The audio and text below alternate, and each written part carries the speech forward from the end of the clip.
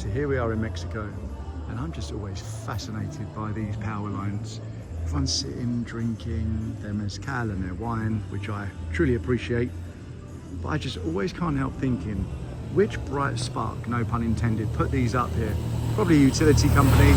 Which bright Mexican engineer put those up there and worked out, okay, these lines are going to travel through this valley and they're going to come up here, and this is going to give power to everybody. Now, a couple of things I want to mention, right, about this. This is probably 10,000, 20,000 volts in this transformer up here. We all know how transformers work. No need for me to go into that, right? So these lines somewhere go to a power station, and that power station has probably got a motor, let's call it a solenoid, or a motor that is rotating at 60 cycles a second. Those 60 alternating current cycles give us a frequency of 60 hertz. 75 hertz in America, 50 hertz in the UK, 60 hertz here in Mexico. So these lines are oscillating with an alternating current of 60 hertz or 60 cycles a second. Now here's the cool part that I love, that's even more fascinating, which I think is way more integral than people realise. Every single cycle gives off an electromagnetic field outside of those lines. We call it EM, or electromagnetism, which I've spoken about a lot. Now, because the current through these wires is oscillating at 60 hertz, that means the electromagnetic field given off by every one of these wires is 60 hertz. You can very easily work out the wavelength. It's bloody big because it's the speed of light divided by the frequency.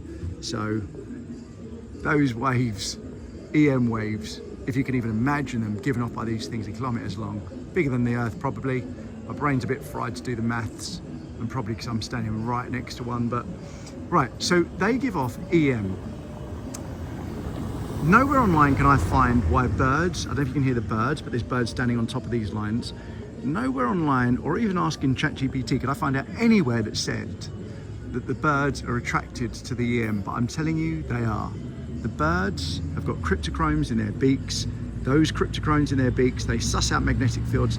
That's why birds can traverse across the entire ocean without any landmarks, because they can sense magnetic fields. And these things give off huge magnetic fields.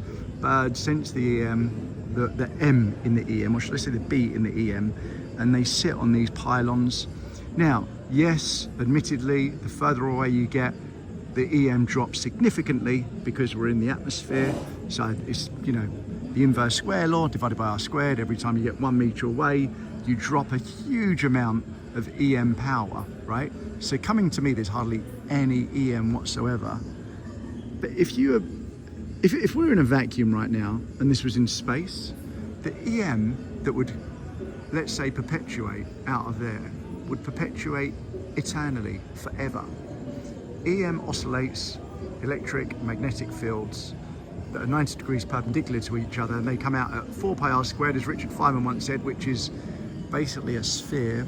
They perpetuate, they come out in a spherical fashion. From here, EM fields are perpetuating in spherical fashion. If this was in space, that sphere, those EM waves would go on forever and ever, and to me, that is perpetual motion. But right now, we're on planet Earth, we're in Mexico, so the EM fields actually are refracted, absorbed, whatever you want to call it, by the air, by the molecules that sit within here. However, you know, everyone's sitting here having their wine, having their tacos, which I absolutely adore myself, but I can't help thinking somebody came here, they put this 20,000 volt transformer up here, it powers every house, every bit of music, the birds love it, it powers everything you see around here.